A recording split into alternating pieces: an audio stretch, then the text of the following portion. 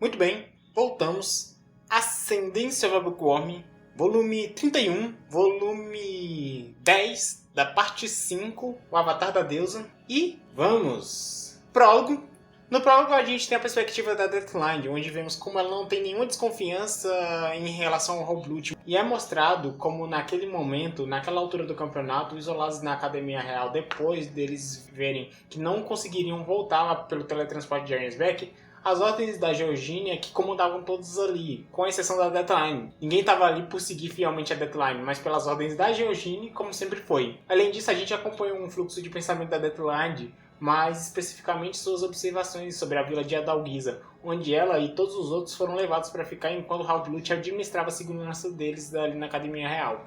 Mas, indo para o conteúdo principal do volume, aqui iniciamos com a Mine teletransportando ela, o Ferdinand e os cavaleiros para a Academia Real. Nesse momento, o Ferdinand dá a Mine a última oportunidade dela voltar para Arnsbeck, mas como esperado, a Mine recusa e segue com ele para fazer o contato com o pessoal de Dunkerfelg, que deveria estar esperando. O grupo da Mine chega voando sobre o dormitório de Dunkerfelg, os grupos se cumprimentam e a Mine é pega de surpresa, já que não só o rei Shitze estava lá, mas também o arquiduque de Dunkerfelg. E o Ferdinand vai direto ao ponto e esclarece quem são os orquestradores do plano, dizendo que, se possível, eles deveriam ser capturados vivos. E entre eles estavam a Deathline, a Alsted, que é a prima da Deathline, que estava ao serviço dela, e o Leôncio. Ele também menciona a questão da presença do Gervásio, o rei de Linsnave, e como ele certamente teria consigo seus próprios guardas e tudo mais. Então, avisados, toda a turma segue para a área onde supostamente estaria a vila de Adalgisa. E chegando lá, a Mine faz a oração à deusa dos conselhos e das dicas, que revela o local da construção. E uma vez encontrada, a vila começa a ser invadida pelos cavaleiros de Dunkerfelg, com Ferdinand dando ordens e instruindo a Mine a ficar de fora, limitando-se a agir para restringir prisioneiros apenas quando fosse necessário. E no meio daquela bagunça surge um problema, o Leôncio, que, por ser o príncipe de Linsnave, tinha mais mana do que todos os cavaleiros que tentaram capturar ele. E ele tenta fugir e pega todos os desprevenidos, principalmente por ele e seus guardas de Linsnave terem escatados. Porém, devido à simplicidade dos ataques que eles conseguiam realizar, isso nos tornou uma grande questão. Quanto à situação dos guardas com mais mana do que o esperado, a solução proposta era amarrar eles e quebrar suas pernas, para evitar maiores problemas. Quanto ao Leôncio, como mencionado, ele fez o que pôde para escapar, mas era questão de tempo até ele ser capturado. E quanto a Deathline, o Ekhad usou o pé dele para deixar ela inconsciente e prender ela. E a partir daí, a subjugação de todos dentro da vila ocorreu tranquilamente, e dependendo, é claro, do seu conceito de tranquilo nesse contexto. Ferdinand então pega a Alsted para interrogar ela, e ela responde que ela não sabe onde Gervásio está, porque ele não estava entre os capturados. E ela também admite que colaborou com tudo aquilo porque prometeram para ela a posição de arquiduquesa de Arnsbeck quando tudo aquilo acabasse, visto que supostamente o Ferdinand teria ido de Vala, a Letícia ia estar em Linsnave, a Georgina ia estar em Ehrenfrecht e a Deathline ia estar como Zente. Mas o Ferdinand questiona a lógica absurda dela de arruinar a fundação de Arnsbeck, colaborar com as insensatez da Deathline e ser conivente com o pessoal de Linsnave. No entanto, algo muda e faz todos darem um passo para trás, porque a Alsted revela que eles tinham o apoio da família real em tudo aquilo, já que alguns acessos que tiveram, só a família real podia dar diretamente, abrindo portas, entre outras coisas, para além do suporte que eles estavam tendo do Halblut. Nisso surge uma sensação de desconforto e confusão generalizada entre os cavaleiros presentes. No entanto, Ferdinand, não querendo perder o ritmo, volta a dar ordens para reorganizar as forças ali. Ele dá ordem para que mantivessem a Alsted isolada, e a Mine, quando pergunta o porquê disso, Ferdinand responde que a Alsted, por ter sido sempre uma subalterna, ter sido educada para acatar ordens, coisa que a Mine não viveu, já que a Mine, como candidata a arquiduque, o trabalho que ela tinha era de aprender a dar ordens. O Ferdinand fala que isolar ela e deixar ela no escuro sobre a situação faria ela falar mais facilmente, especialmente porque ele sabia que a Deathline não ia cooperar com eles de qualquer forma naquela situação. Seguindo, eles partem para fazer uma checagem na vila de Adalgisa e a Mine percebe que as coisas estavam excepcionalmente bem organizadas e limpas ali, considerando que, teoricamente, aquele era um local abandonado há cerca de 10 anos. A Mine então fica se perguntando se o rei, o Troelco, não teria ordenado que fosse limpo aquele lugar, sei lá, para algum novo residente que poderia ser mandado para morar ali em breve. Sabe, aquele lugar perto da biblioteca, escondido, que só a galera da família real e um pequeno séquito sabia da existência, um ideal para assuntos que envolvem o reino. Mas o Ferdinand fala que não era para ficar pensando nisso. Prosseguindo, É comentado a partir de mensagens que estavam sendo trocadas pelo Robb Dunkelfelg que os Cavaleiros da Soberania estavam desorientados e atacando uns aos outros, e que a família real, desde o início dessa confusão que começou no palácio, se trancou em uma sala em busca de refúgio. Eles comentam que provavelmente aquilo era uma forma de separar e enfraquecer o poder de combate das forças deles, já que, obviamente, a força de combate que acompanhava o Arquiduque de Dunkelfelg era muito maior do que a que estavam com eles ali. E a Mine então considera que talvez fosse o caso deles se reunirem com o Robb Dunkelfelg, mas o Ferdinand argumenta que não seria uma boa ideia, já que a família real havia requisitado diretamente o auxílio do Arquiduque de Dunkelfelg para aquela situação. Então, se eles aparecessem ali, era muito provável que eles não fossem bem recebidos, considerando que toda a situação atual havia partido de Arensbeck. Portanto, era melhor eles não darem margem para problemas e evitar agir arbitrariamente. Então, é considerado que a Mine, como Albi Arensbeck, não deveria se meter em assuntos da realeza e sua guarda, mas sim lidar com um problema que o seu ducado havia gerado. Nesse momento, a Mine sugere passar na biblioteca para ver como estavam as coisas lá, mas o Ferdinand diz que primeiro eles deveriam ir falar com a Alsted para ver o que mais eles arrancavam dela. Então, quando a Alsted é trazida à presença deles, o Ferdinand fala sobre o estado atual de Arensbeck, sobre a morte da Georgina e todos os crimes que ela cometeu. Nesse momento, o Ferdinand demonstra sua grande misericórdia ao dizer a Alsted que ele pouparia a vida dos filhos dela, que ainda não foram batizados, se ela colaborasse com eles. E a Alsted revela, então, que eles mantiveram um contato com Halblut desde a morte do antigo Arquiduque de Arensbeck, quando descobriram que estava em posse de uma das chaves da vila. E o Ferdinand comenta que era esperado, já que o Halblut era o comandante da Guarda Real. A Alsted continua explicando que o plano era eles irem até lá para os Cavaleiros de Lysineve obterem suas escatapes, enquanto a Deathline realizava o processo de obter o Grushsage. No entanto, ela admite que eles foram muito atrasados porque o Halblut acabou encontrando o Sigvald enquanto eles circulavam pela Academia Real visitando os santuários. E mentalmente, a Mine considera que talvez o Sigvald só estivesse de passagem a caminho do encontro que ele ia ter com o Sylvester dias atrás. Prosseguindo, Alsted menciona que, logo após isso, seus movimentos foram muito mais limitados, já que o Halblut, como comandante dos Cavaleiros da Soberania, foi informado sobre a invasão do pessoal de Lysineve em Arensbeck. Ela afirma, porém, que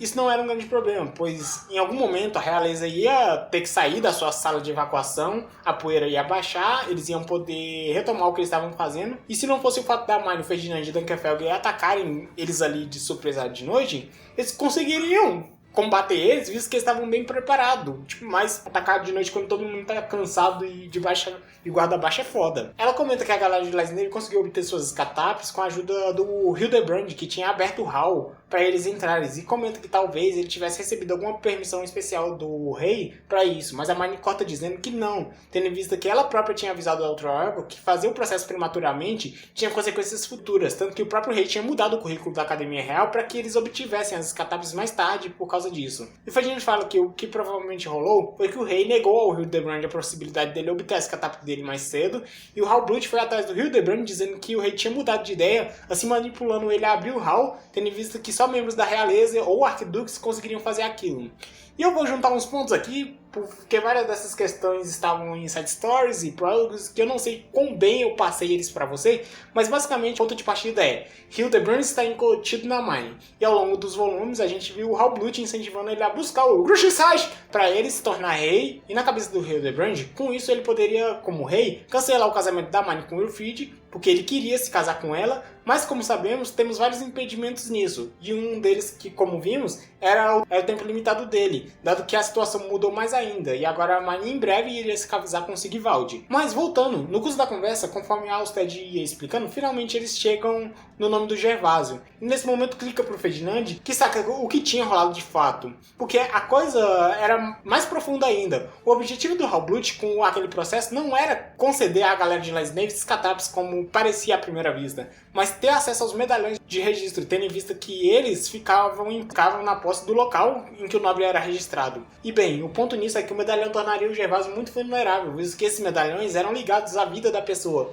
E se o nobre tem seu medalhão destruído, ele morre. E no melhor dos casos, se o nobre estivesse fora da área do ducado, onde o seu medalhão está registrado, ele perde a capacidade de usar sua escatape, como foi o caso do pai do Matias, que acabei de perceber que eu não comentei isso, né? Basicamente, depois da suposta morte dele, do o Gralson, o Sylvester foi lá e destruiu o medalhão de registro do Gralson, só que ele não morreu quando o Sylvester fez isso, porque ele já tinha caído fora de Ehrenfest no momento que o Sylvester destruiu o seu medalhão. E com isso, o Gervásio cortou a possibilidade deles fazerem isso com ele, tendo em vista que ele era registrado ali na soberania. E ele teve a ajuda do Emmanuel nesse processo, dado que, como sabemos, ele e a galera do Tempo da Soberania levavam muito a sério a questão de colocar um novo rei oficial no trono, apesar deles não terem nenhuma força política para isso e nem a boa vontade da família real. E ela segue falando que eles tinham se determinado mais ainda em obter o Grushsach assim que eles notaram que a fundação de Arnsbeck tinha sido roubada, e a mãe dá uma pequena endoidada quando ela ouve a Alstead falar da Deadline e que ela tinha uma bondade em seu coração, já que ela ficou muito mais empenhada em obter o Grushsach quando ela viu que não tinha um ponto de retorno ali para todos. E a mãe começa a dar uma esmagada de leve na Alstead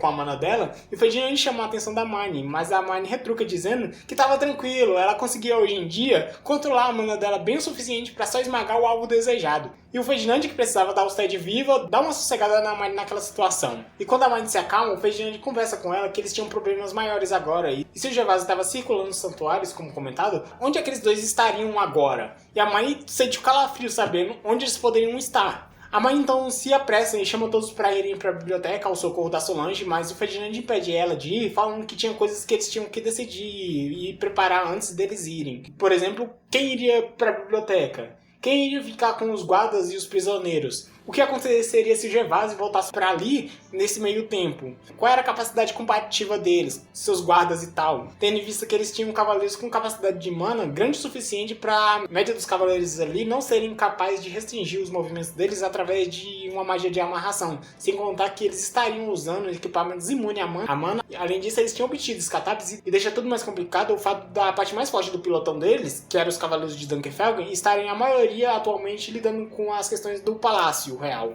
O Ferdinand ainda complementa, dizendo pra Marnie que se ela ainda assim quisesse mandar alguém ir na frente, ela teria que mandar os guardas dela que não fossem jurados a ela, tendo em vista que a reação dos Shumils poderia ser imprevisível, dando uma brecha pra galera ali poder se preparar pra chegada deles. E assim eles partem para um planejamento, e depois de checar mais umas informações, a Marnie questiona como eles iriam entrar na biblioteca, e o Ferdinand fala que era só ela pedir para os Shumils abrirem a porta dos fundos da biblioteca, já que ela era a mestra deles. E feito isso, dado quão fácil foi entrar, só chamando os Shumils e falando assim: ei, Schwarzweiss, abre aqui a porta aqui pra mim. Passa na cabeça da mãe que agora ela entendia porque a posse deles era uma parada tão séria que deu tanto problema no passado, e só deveria ficar com gente extremamente confiável da soberania. Mas independente disso, eles encontram a Solange que estava desacordada, e depois de socorrer ela explica o que tinha rolado e fala sobre a presença do Halblut e do Gervásio ali, além de comentar da morte da Hortência. E quando eles perguntam onde eles estavam agora, os Shumils respondem que o Gervásio estava com o vovô, ou seja, o Jardim dos Princípios.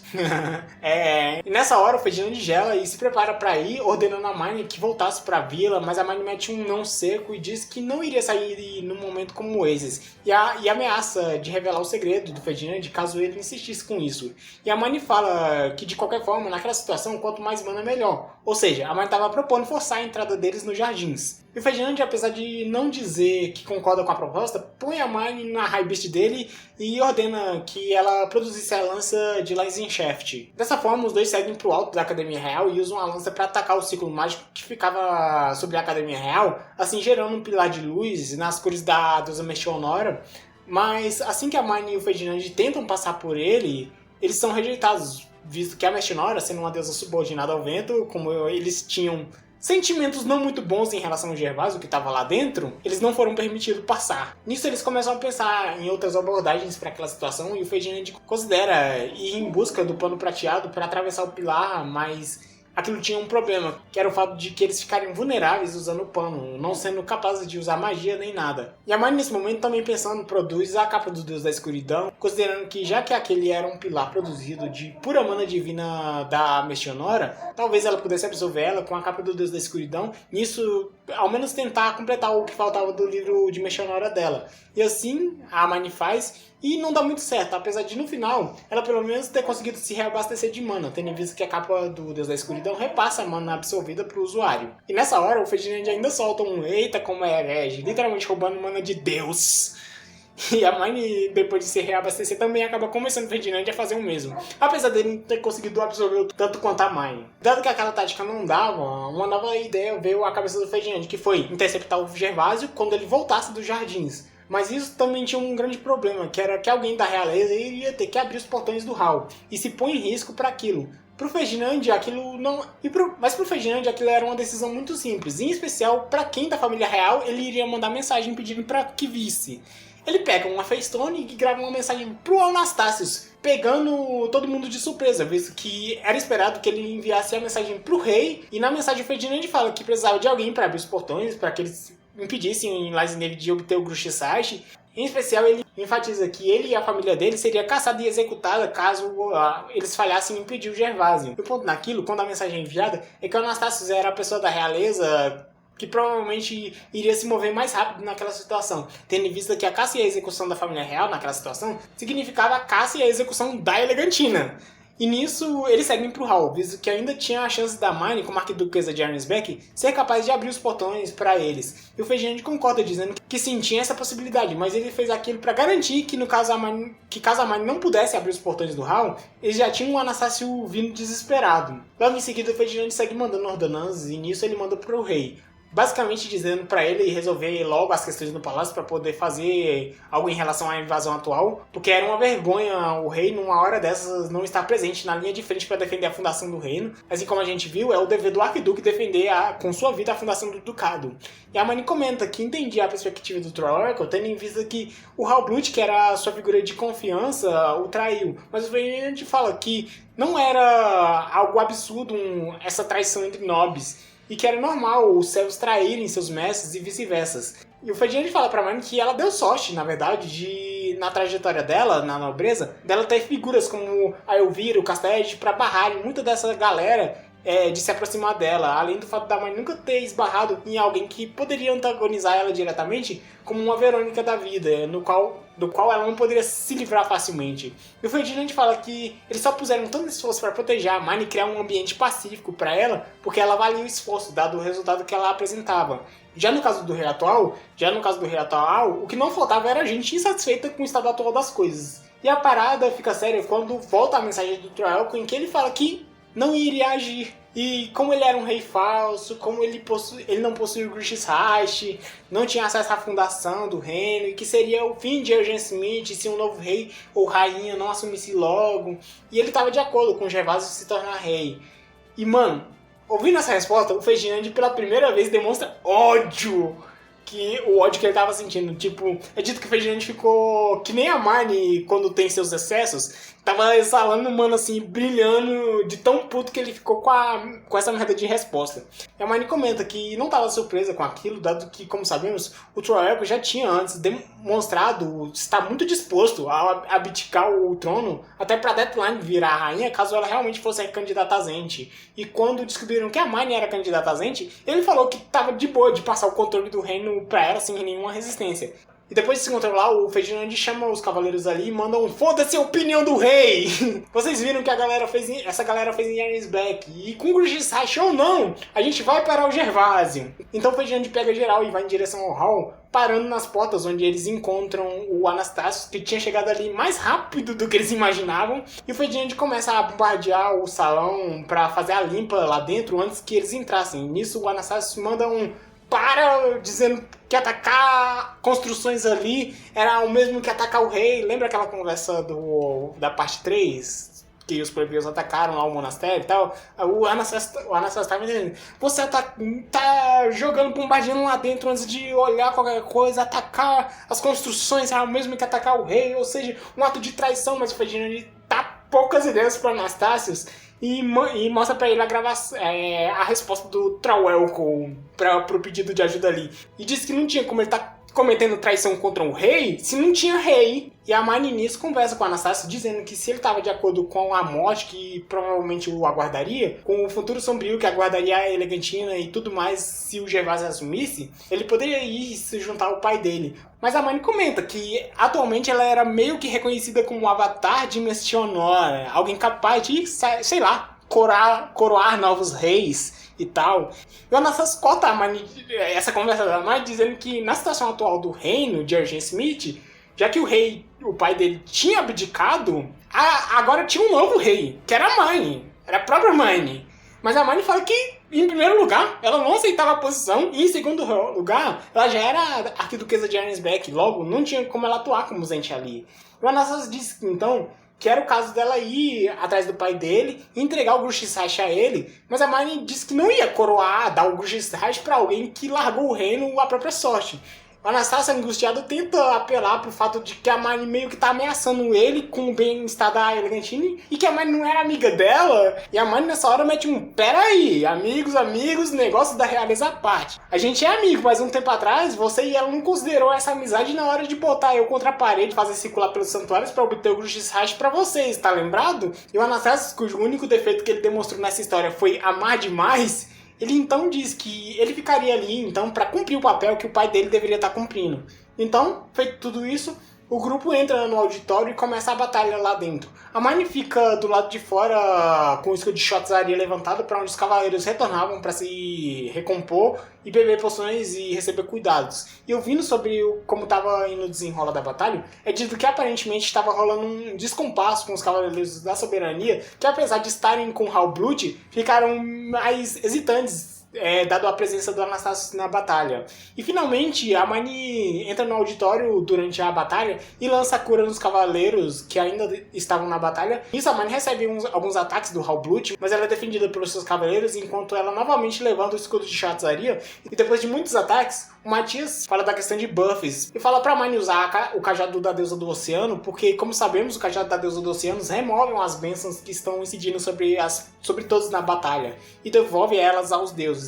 E o ponto nisso é que, resetando a benção de todos, eles poderiam novamente se rebuffar e assim ganhar vantagem. E assim a Mine faz, convocando o cajado de Verfuhammer. E na hora de reaplicar as bênçãos, a Mine tem sua atenção chamada pela presença que se aproximava. E por um breve momento a batalha cessou para ver o Gervásio chegar. E se por um lado a gente teve o Halblut feliz declarando que o rei real de Argensmith, portador do Grushizhach, tinha chegado, do outro lado a galera da Mine tava olhando o maluco e não conseguindo não pensar, tipo, puta que pariu, esse cara é a cara do Ferdinand.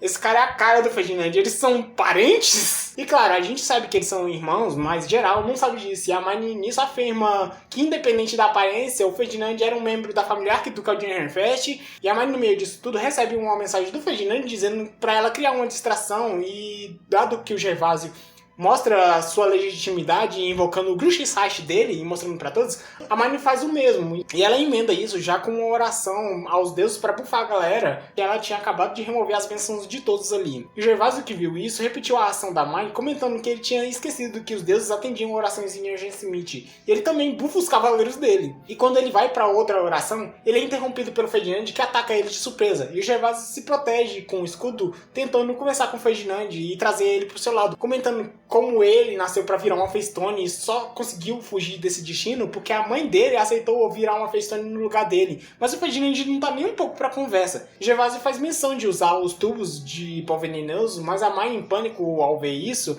usa um Giga Washing em larga escala que acaba pegando o salão inteiro, até a própria Mine, e sendo pega pelo Ferdinand, que foi quem salvou a si próprio. E enquanto a galera tá se recompondo, o salão é invadido pela galera de Dunkelfelder, acompanhado pela Magdalena, que veio também pra brigar, tanto que ela já tava toda armadurada. E no altar onde tava o Ferdinand, a Mine e o Gervásio, ele tava confuso porque a Mine tava com o Ferdinand, sendo que o Werner tinha ordenado ela que matasse ele. Mas a Mine e o Ferdinand não estão querendo delongar aquilo e seguem no ataque, que combina na reação da estátua e os instrumentos divinos que estavam ali no altar onde eles estavam.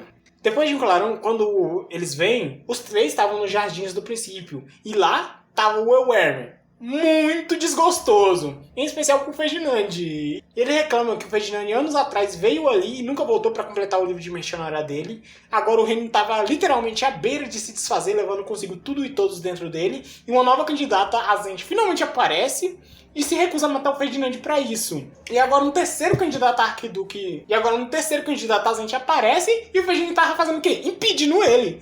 E o Hermes então ataca o Ferdinand pra matar ele, e o Ferdinand sai muito ferido disso, mas consegue sobreviver e ainda usa a situação pra dar um tiro na perna do Gervásio. E o Hermes, agora pra dar um fim nele, novamente lança uma rajada de mana E a Mine, pra proteger o Ferdinand, produz a capa do Deus da Escuridão e começa a absorver aquela mana. Mas ela começa a fritar com a quantidade de mana que estava sendo jogada nela. E nessa hora, ela desesperada pede ajuda pros deuses e uma figura responde. E surge na frente da Mine a própria deusa Mestionora. Ela, a Mestionora, comenta que do jeito que as coisas estavam indo, o Elrarman iria acabar se autodestruindo, então ela poderia resolver a situação e ela só precisava que a Mine emprestasse o corpo dela por um tempo. E a Mine pensa em recusar, desconfiando da deusa, e questiona se ela devolveria o corpo dela.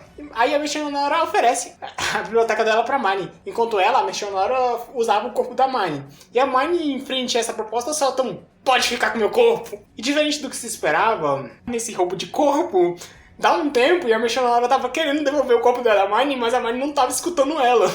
A Mestionora tava assim, sai, volta, ou melhor. E a Mine não tava querendo escutar ela.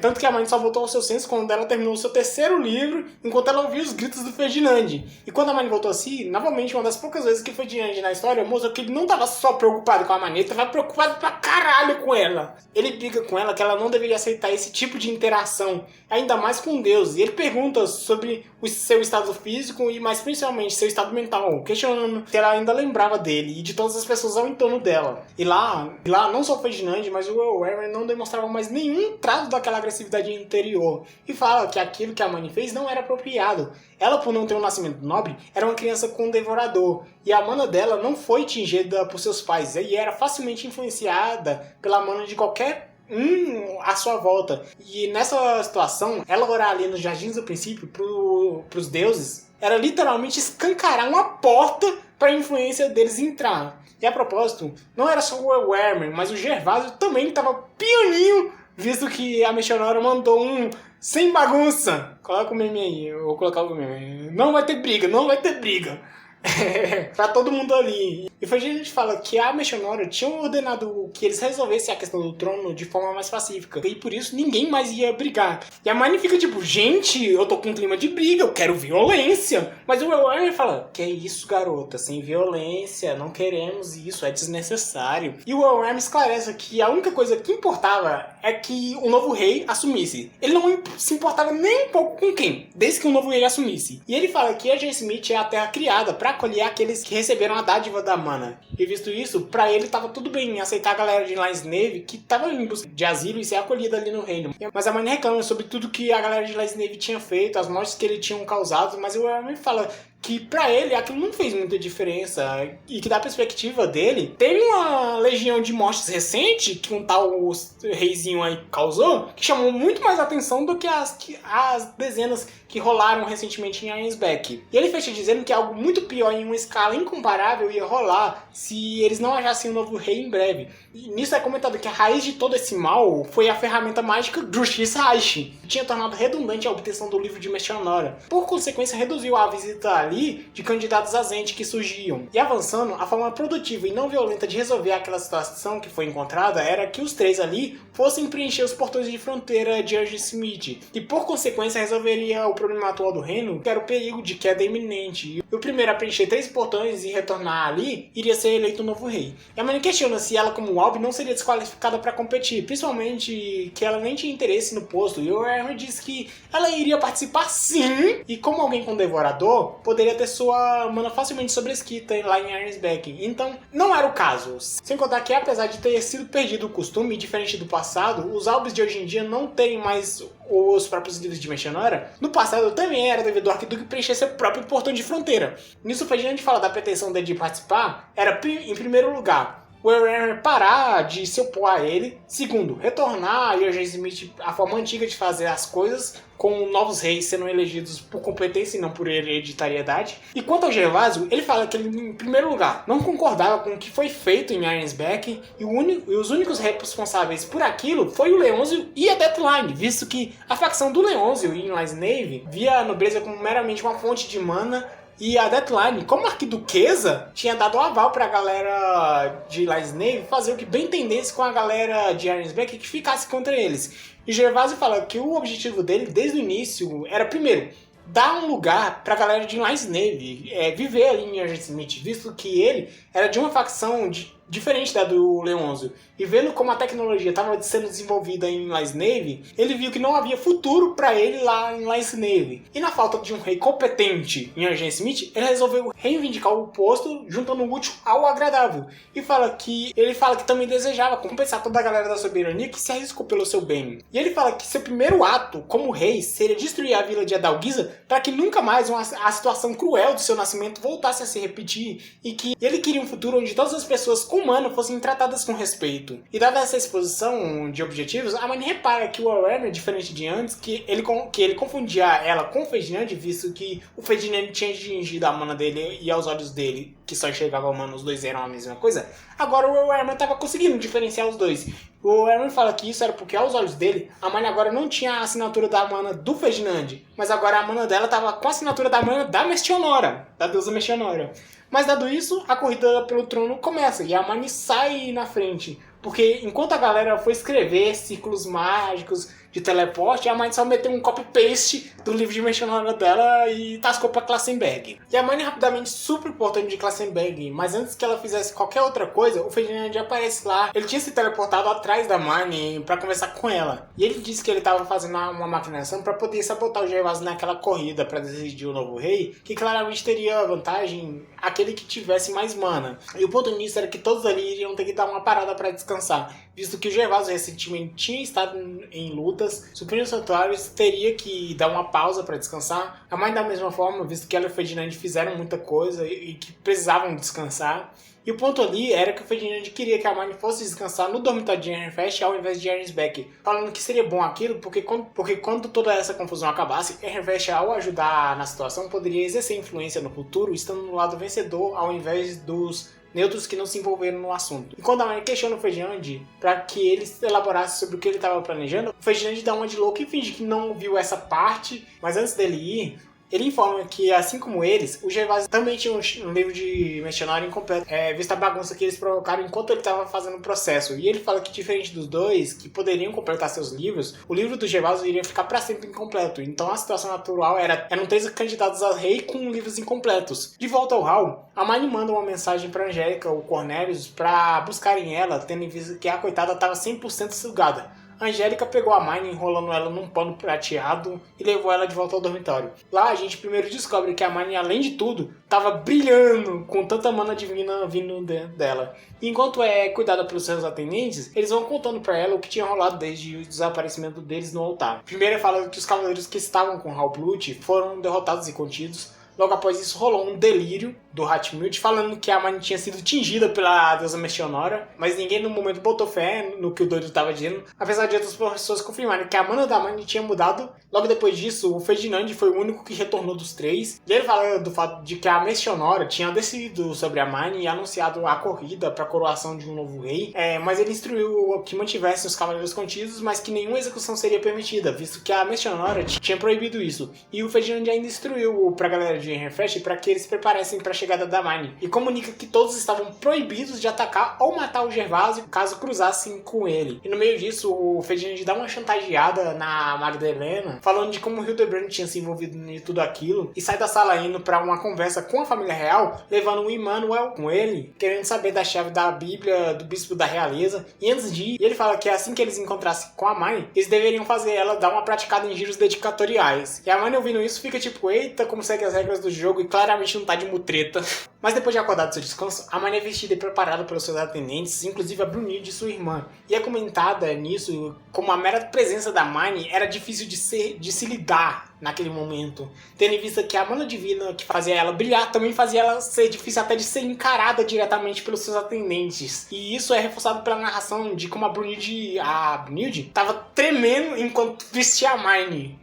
Posteriormente, a Marnie é carregada de um lado para o outro pela Angélica, enrolada em um pano prateado devido a questões mencionadas anteriormente, porque já era difícil ser tocada. Tipo assim, a Brunilde tava tremendo. Imagina a Angélica, alguém que fosse carregar a Marnie diretamente. Então eles estavam enrolando a Marnie no pano prateado pra não vazar a mana dela. Então ela é levada pra uma conversa com o Ferdinand, que tava coordenando tudo, e como as reuniões da realeza iriam rolar, e as punições, e o que tratamento iria ser dado pra galera de Lies Nave, visto que no momento atual a família real não tava com muita moral. E quando a Marnie pergunta sobre o Gervásio e a corrida pelo trono em que eles deveriam estar, o Ferdinand responde que ele tinha ganhado um tempo com o Gervásio, tendo em vista que, apesar da Marnie não ter visto, já que ela foi a primeira a zarpar dos jardins do princípio, o Ferdinand deu um tiro na mão do Gervásio enquanto ele escrevia o ciclo de teletransporte dele. Quando a Hermione questiona sobre, o Ferdinand responde que logo em seguida ele deu pro Gervásio uma poção de cura para que ele não morresse, porque a Mechonora e o Worm tinham proibido eles de se matar, não de fazer qualquer outra coisa.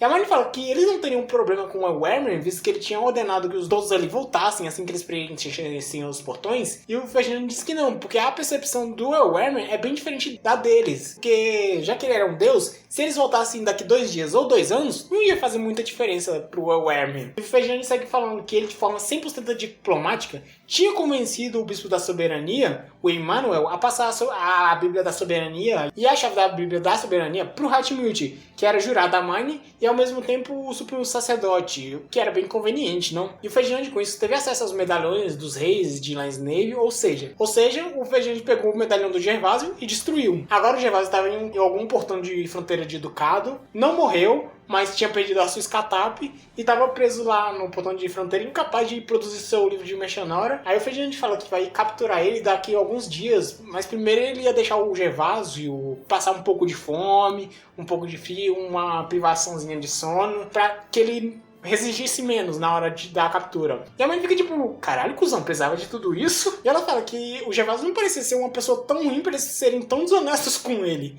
E foi a gente fala que, dados os objetivos que ele expressou, de fato, ele poderia parecer gente fina. Mas ele, de qualquer forma, era um rei de Lansnave. Não tinha como ele saber como a cabeça daquele cara funcionava pra dar a chance dele assumir o governo do reino. E foi a gente fala da questão dos dias dedicatoriais que eles tinham mandado a Hermione praticar, como um laço para colocar no fato de que a Hermione seria realmente apresentada dali pra frente como avatar de Mechanora para qualquer um que viesse. E ele no meio disso também dá uma tarefa pra Hermione de dar um oi pros Cavaleiros de Ellensbeck, mostrando pra eles que ela não iria destratar eles como sua nova Albi. E apesar dela ter ido pro dormitório de Ironfest pra descansar, ela tava de bem com eles. E mais pra frente, a Hermione tem um encontro com a família arquiducal de Ironfest, com a exceção do Melchior e do Wilfrid. Lá, novamente, se repete o padrão da galera desconfortável em olhar pra Hermione, com a exceção do Sylvester, que ficou curioso olhando pra ela. E depois de uma troca, eles já vão discutindo do transporte das coisas da Hermione para Ellensbeck, e no meio disso rola um momento esquisito quando eles ficam sabendo que o Ferdinand tinha ativado o ciclo de teletransporte da Vila da Alvisa, já que a Hermione tinha registrado ele como membro da família arquiducal de Ellensbeck para salvar ele. E o Sylvester solta a seguinte frase: pera, Ferdinand, isso significa o que eu acho que significa? Você por acaso pulou o outono e foi direto pro inverno sem dar os seus cumprimentos aos deuses supremos?